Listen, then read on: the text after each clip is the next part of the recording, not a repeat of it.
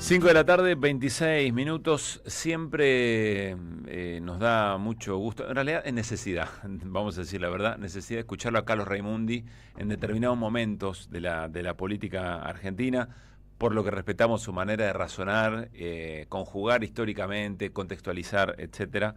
Y hoy es el día, o es uno de esos días. Está en línea Carlos Raimundi, abogado, docente universitario, dirigente político, fue diputado nacional. Representando a la provincia de Buenos Aires varios periodos como diputado nacional. Fue embajador argentino en la Organización de Estados Americanos, su cargo más reciente. Hola Carlos, ¿cómo te va? Pablo Caruso y todo el equipo de Que Vuelvan, te saludamos.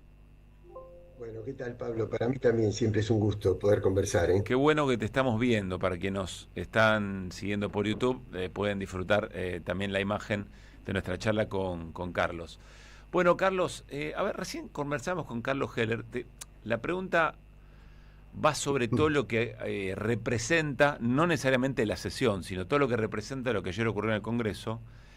Y Carlos decía algo interesante, dice, no lo veamos como un punto de inflexión o un posible punto de inflexión, sino entendamos que hay un proceso en el cual al gobierno cada vez le cuesta más conseguir esas alianzas y sostener sus políticas de ajuste. Quiero preguntarte si estás de acuerdo con eso que plantea Carlos o qué agregarías y qué más viste en lo que ayer puede sintetizar de la escena la sesión en el Congreso. Sí, yo prefiero, sí, igual que Heller, prefiero no verlo como un parteaguas, sino como un eslabón, porque creo que estos procesos son acumulativos. Eh, lo que sí me parece, es decir, vos tenés el país con una una minoría muy poderosa entre la derecha y la ultraderecha. La ultraderecha está de alguna manera absorbiendo a la derecha tradicional electoralmente con Ujú. las alianzas, con los acuerdos electorales. Después tenés otro sector del campo nacional y popular inconmovible, que pase lo que pase, vamos a seguir pensando lo que pensamos y defendiendo lo que defendemos. Después tenés sectores confundidos, aturdidos, que son del campo popular por pertenencia, pero que optaron votar a Milei y apoyar a Milei en parte por lo cansados que estaban de nosotros, por el vínculo que se había roto o que se había desgastado mucho. Y después tenés un sector de oportunistas, ¿no? Es decir, de sectores de la dirigencia, ya sea sindicales, políticos, territoriales, que cuando pulsan, cuando sienten que por debajo sus bases, sus representados están saturándose, cambian de idea, Ujú. ¿no? Esto podría ser, por ejemplo, a nivel sindical, pasar de discutir la reforma laboral con el gobierno de Milei, cuando el gobierno de Milei está fuerte, y decretar un paro general cuando el gobierno está débil. Ujú. El mismo dirigente en términos de un par de meses. Con gobernadores pasa algo parecido, con algunos gobernadores, por supuesto. Gobernadores que firmaron el pacto el año pasado, que apoyaron la ley de bases y que ayer le indicaron a sus legisladores que votaran junto con la oposición. ¿Qué pasó en el medio? Si son las mismas personas. ¿Qué es lo que pasa? Que sienten, es decir, no tienen en mente cuál es el proyecto de país que defienden, sino que tienen intereses propios. Y en función de esos intereses propios, van palpando que sus bases se están saturando y que hay que ir empezando a reacomodarse. Si esto es un antes y un después, no lo sabemos, porque no sabemos cómo va a continuar. Yo tiendo a pensar que se está aproximando el momento en que se van a juntar los dos caminos. ¿Cuáles dos caminos? El malestar económico y social que hay en la base Ujú. y el derrumbe de la macroeconomía. Cuando esos momentos, cuando esos dos caminos se junten, ahí sí vamos a estar en un punto de inflexión. Termino, redondeo, Sí. Pablo. Porque, ¿por qué a pesar de estar tan mal todo? ¿Por qué a pesar de no haber trabajo? de no haber industria, de caerse el consumo. No hay un punto límite en cuanto a la intranquilidad social. ¿Por qué? Porque los grandes medios no intranquilizan a la población porque todavía están sacando ventaja del modelo financiero. Ahora, cuando JP Morgan te dice, mirá, estemos alerta, no renovemos los títulos, vayámonos, saquemos una parte del país y se empiezan a ir, entonces ahí empiezan a alertar. Y cuando empiezan a alertar, estamos más cerca de que la burbuja se caiga. También hay Cuando mucho ese recurso, malestar que hay por abajo... mucho recurso a la base, ¿no? Solo agrego eso, que lo charlamos con Mariano. Hay mucho recurso a la base, ¿no? En asignación universal, en tarjeta alimentaria. También, pero al mismo tiempo que hay recurso a la base y que eso frena el cataclismo social, esa misma base no está contenta, no está bien Ujú. tampoco. No está todo lo mal que podría estar, pero tampoco está bien, ¿no? El otro día escuchaba de Peretti un audio donde él está planteando que a la UH hay que agregarle litros de leche, proteínas, nutrición, es decir, que no sea solo dinero, porque hay un problema alimentario, hay un problema de nutrición en nuestra infancia, ¿no? Entonces, hay ayuda, pero llega un momento que igual los indicadores van cayendo, ¿no? Ujú. A ver, si eso efectivamente es así, o aproximado, entiendo que no estás diciendo que esto vaya a pasar ni mañana, ni que no tenga complejidades ni matices. Tiene pocas herramientas el gobierno entonces para volver a una negociación efectiva con gobernadores, porque la macro está como está, los dólares no están y parecen acortarse los caminos y al mismo tiempo es una base que está con este malestar, que los gobernadores observan, se dan vuelta, tienen que representar, están obligados a representar. Lo pregunto Y por la dinámica de los vetos que efectivamente se vienen, ¿no? sí, mira, hay que ver cuánto hay de realidad, cuánto hay de bravuconada en eso, sí, pero el veto es una circunstancia, lo importante es cuál es el contexto político en el que se da Ujú. el veto. Cuando cambia el contexto político, después con veto, sin veto, ¿Y para vos eh, cambió? se, se desmo- se desmorona la legitimidad. ¿Y para vos cambió, Carlos, el contexto? No, mira, yo creo que estamos en un proceso, ¿no? No te podría decir cambió. Lo que sí creo, Pablo, es lo siguiente. Hicieron el decreto base, después hicieron la ley, establecieron el RIGI, ajustaron todo lo que podían ajustar, se la agarraron con el Garrahan, con la discapacidad, con el CONICET, con Vialidad, con INTI, con todo. Cuando ya no hubo más endeudamiento privado posible, y en esto rememora el Macri del Ujú. 2018, tuvieron que recurrir al FMI. Recurrir al FMI es una máxima señal de debilidad, no de fortaleza. El sistema te lo plantea, la propaganda te lo plantea como fortaleza, porque se tienen que cubrir, pero es un sistema de debilidad. Es el prestamista de última instancia, es cuando nadie te puede prestar, ellos te salvan. Entonces, entró una masa de dólares muy grande y no es que no esté en industria, no está en escuelas, ya ni siquiera está porque se fuga, se valoriza a través de la tasa de interés y se fuga. Y se deposita en los mismos bancos que son los que sostienen al FMI y a los acreedores. Quiere decir que ese dinero que nos habían prestado ya lo recuperaron porque está colocado en las plazas del exterior. Es decir, en algún momento esa burbuja cayó en la dictadura, cayó en el 2001, cayó en el 2018-19 y ahora va a caer. Ahora, si va a caer antes de las elecciones o no antes de las elecciones, no lo sé, pero va a caer. Y es ahí donde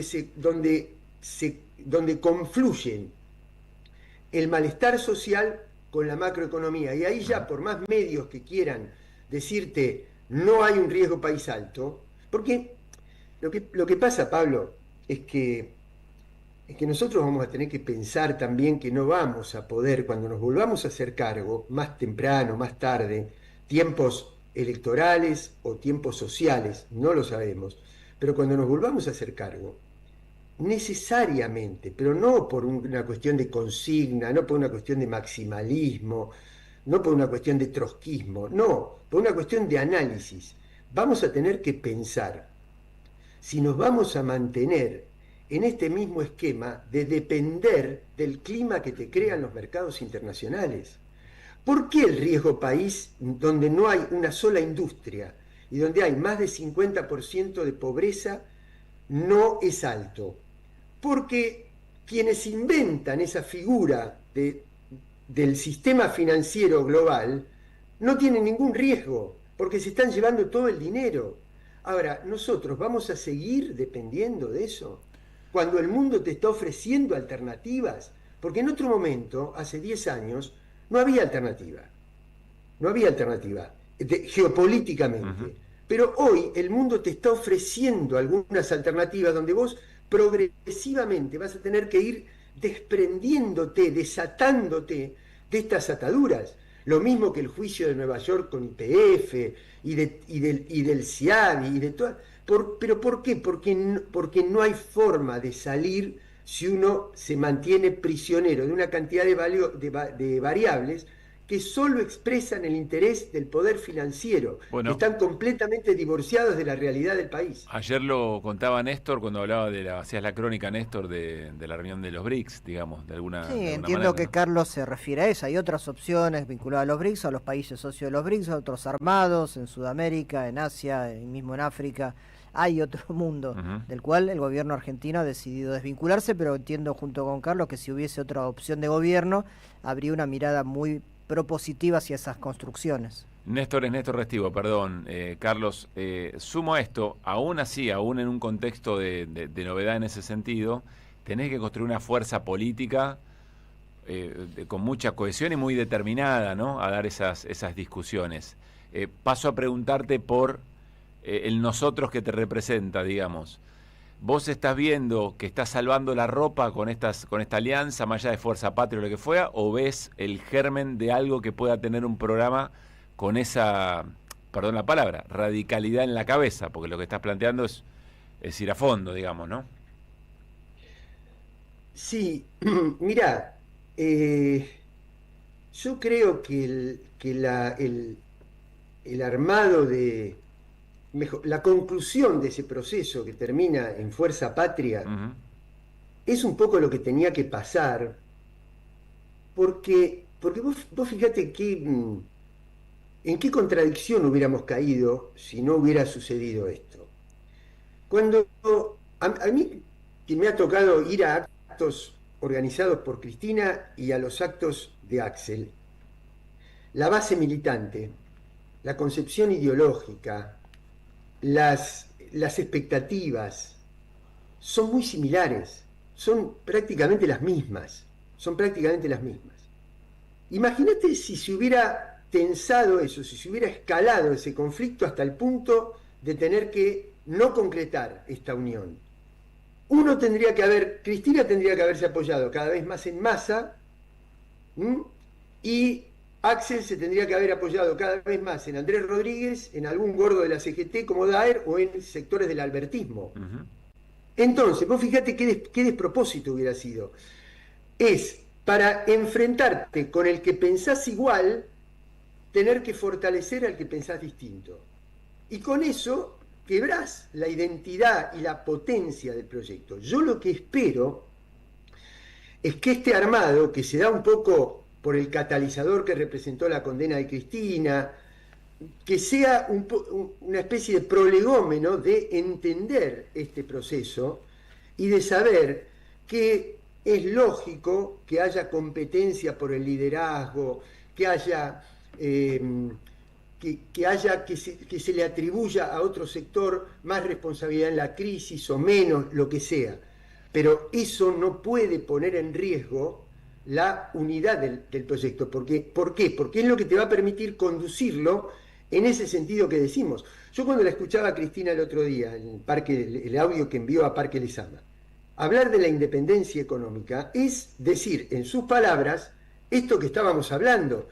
Cuando vos recordás, Pablo, cuando Cristina plantea su candidatura en la tercera sección electoral, que de alguna manera desata todo este último tramo del proceso, la condena de la Corte, al mismo tiempo ella envía un documento diciendo: yo podré ser candidata por una sección de la provincia, pero lo que hay que discutir es el acuerdo con el FMI. No hay que discutir la rotonda de Lavallol, hay que discutir el acuerdo con el FMI. Y ella dice: el FMI tiene un estatuto donde cada país tiene que pagar de acuerdo con la incidencia que tiene en la formación del capital del banco. Si hay un crédito mayor, es un problema del banco, no del país acreedor, porque es una deuda odiosa. Quiere decir que de alguna manera te está diciendo: no podemos respetar ese acuerdo como está. Ella lo dice con la posición de una expresidenta, yo lo digo con menos carga, con más carga ideológica y con menos responsabilidad de conducción real, pero creo que hay que transitar ese camino. Y para ese camino no había otro corolario que no fuera el de esta formación del Frente Fuerza Patria, ¿no? La última, Carlos, ¿crees que eso se expresa en esta elección legislativa? O sea, ¿se va a expresar esto en cada elección que viene? ¿O hay que esperar un tiempo para que esto sea el centro de la discusión? Y otra vez, Pablo, yo creo que hay un proceso, porque hay un proceso de maduración en las fuerzas propias también. Porque una elección te marca, pero es un eslabón también. Vos fíjate que De la Rúa cae 2 meses después, o sea, cuando dicen si llega a las elecciones, después se sostiene. Sí. Macri no necesariamente. También. Macri 2018, no necesariamente. De la Rúa cayó 2 meses después de las elecciones de medio término. Es cierto que él las perdió, pero por eso te digo, la elección es un eslabón, pero el proceso es el proceso que vive la sociedad en la base y que te marca la macroeconomía en un modelo donde no hay industria, no hay empleo, no hay energía, no hay alimentos para nutrir a la infancia. Entonces ese modelo no puede prosperar, puede aguantar, pero no puede prosperar, no se puede consolidar. Por eso el plazo no te lo puedo anticipar, no sé si alguien te lo puede anticipar. Carlos, gracias como siempre, te mandamos un abrazo grande. Bueno, igualmente, un abrazo. Que estés muy bien. Carlos Raimundi, charlando con nosotros un balance de una semana que termina intensa para el gobierno, para la oposición y muy cerquita de las definiciones electorales también, con esa mirada de proceso que plantea Carlos Raimundi. 5:44. Deja tu mensaje.